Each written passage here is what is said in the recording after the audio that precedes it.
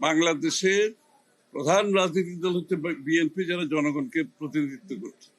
আমাদের মধ্যে ইতিমধ্যে যারা রাজনৈতিক দল হিসাবে শেখ হাসিনার বিরুদ্ধে রাস্তায় লড়াই করেছে, আমাদের সাথে যারা রাস্তায় ছিল, ইতিমধ্যে প্রায় 50টি দল পরিষ্কারভাবে ব্যক্ত করেছে ডিসেম্বরের আগে নির্বাচনের জন্য। এবং সাথে সাথে সংস্কারের যে কথাগুলো বলা হয়, যে সংস্কারের ব্যাপারে যেখানে ঐক্যমত হবে সেই সংস্কারগুলো ইমিডিয়েটলি করে নির্বাচন কমিশনকে বলা হোক নির্বাচনের দিনক্ষণ ঠিক করে রোডম্যাপ দিয়ে নির্বাচনের দিকে এগিয়ে যাওয়ার জন্য। তো জনগণ বলতে কারা?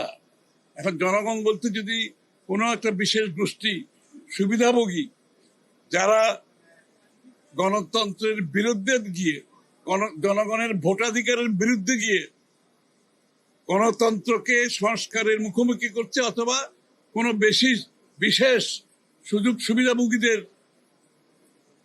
বিরুদ্ধাচরণ করছে, মুখোমুখি করছে, এটা তো কারো তো বুঝতে কষ্ট হওয়ার কোনো কারণ নাই। সুতরাং 16 বছরের যুদ্ধটা ছিল গণতন্ত্রের জন্য, বাংলাদেশে গণতান্ত্রিক অর্ডার ফিরিয়ে আনার জন্য, জনগণের ভোটাধিকার ফিরিয়ে আনার জন্য, জনগণের মালিকানা ফিরিয়ে আনার জন্য। যেই সরকার জনগণের ভোটে নির্বাচিত হবে তারা জনগণের কাছে দায়বদ্ধ থাকবে, জবাবদিহি থাকবে, সেটা যেই সরকারই হোক। কোন মহামানবকে বাংলাদেশের দায়িত্ব দেওয়ার জন্য বাংলাদেশের মানুষ নির্বাচনে, এই বাংলাদেশের মানুষ আন্দোলন সংগ্রাম করে নাই, ত্যাগ স্বীকার করে নাই।